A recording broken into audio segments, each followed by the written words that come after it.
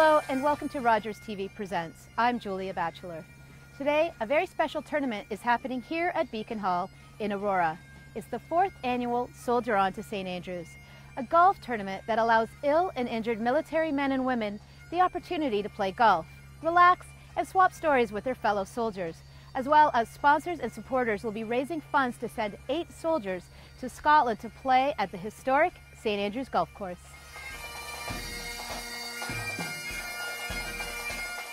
Among the 100 participants here today, 22 are soldiers, each on their continuing road to recovery.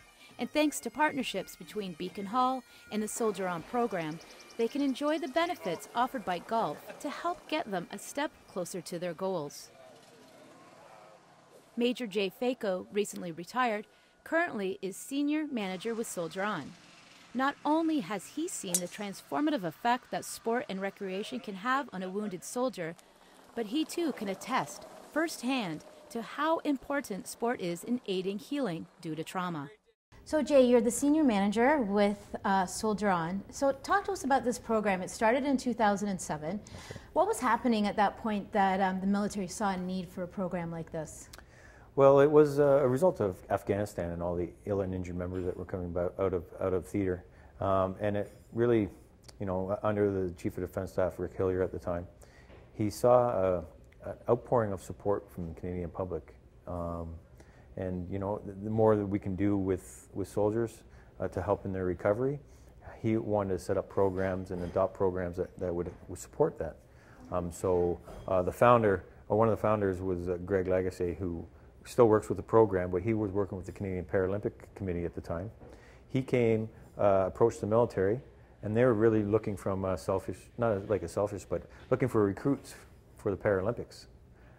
And they started the movement of, you know, using sport in the rehab of, making the connection of ill and injured members. Yep. And this isn't a new concept. It was back World War II, born in Stoke Mandeville in the UK, when they used sport in part of the recovery, and that growth and snowball effect is now what we know of the Paralympic movement, of how big that's become, of, you know, ill and injured members using sport in their recovery and adapting to that new normal and moving forward in life.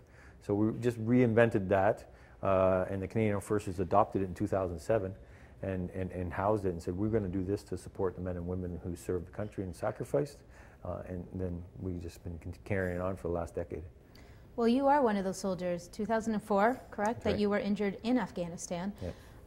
From the time from 2004 till that program 2007 was initiated, what was in place for you to help you recover? There wasn't very much, to be frank and honest. I looked at my brother, who was also an injured member, for inspiration. I looked through other people. Like, we have a great country and we have some really heroic people, and you look towards a Rick Hansen or a Terry Fox, those are incredible stories and what they've done regardless of their injury. Back when I was one of the first injured in Afghanistan, there wasn't many services programs. There were some out there, but it was a lot for the onus of the individual to go seek those out. We've come a long ways in the last decade, but using sport, for me, my after injury was to try to be the same person I was post-injury as I was before. I ran a marathon before I was injured, so I had to go run another marathon after I was injured. I played hockey before. I wanted to play hockey again. I golfed, but now I have more excuses. You have to adapt. Yeah. You know, maybe I can't stick handle or see the whole ice like I used to, but I'm still out there doing it, and I still love it, so that's all important.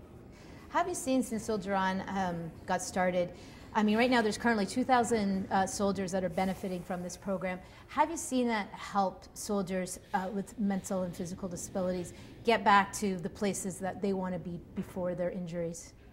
Well, so the number is 3,200 that we've supported in the last decade. And what Soldier On really does, and it's one of our strengths, is once you're injured, you're taken away from that esprit de corps and that camaraderie that you would find in a platoon or a section. And then you're isolated and you're told to go recover.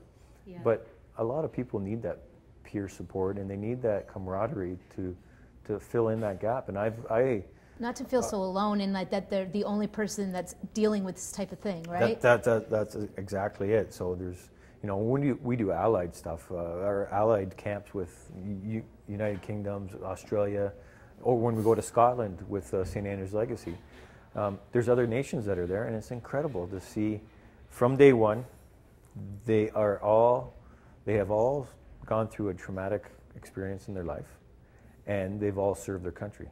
So that bond is instant, and they get that esprit de corps back. They get that feeling that, you know what, my challenges aren't so different than the guy in Australia or the guy in Scotland.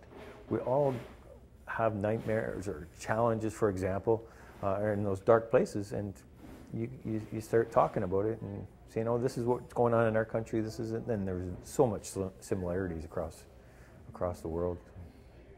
For Soldier On, I know obviously today there was a golf tournament, but the program offers different outlets for sport. What are some of the things that people can take advantage of? We do all sport and recreation, or sport or physical recreation. So it's everything from yoga to fly fishing to skiing to hockey to biathlon, horseback riding, camping, hiking, you name it. Soldier On does it as long as there's an interest to it. Yeah. So we really work off the demand of the ill and injured, what they're interested in. The cycling, hiking, golf, they're popular sports within the program.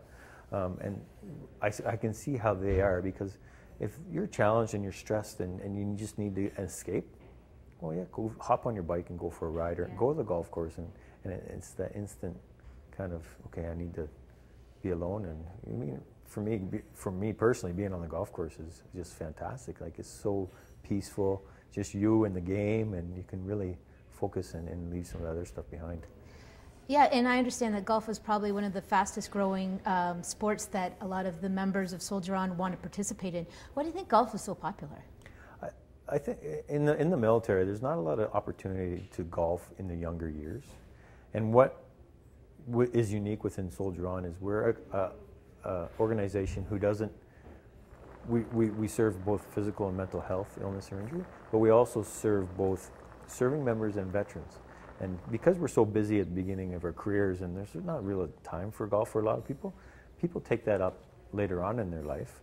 And because you're ill and injured, golf is so adaptable that anybody can play it. It's one of the only sports that you can have 3 generations of individuals. So you can have a grandson, the son and the grandfather all play on an equal playing field and enjoy the game. And it's so adaptable, and it's just out there. And it's not only the golf.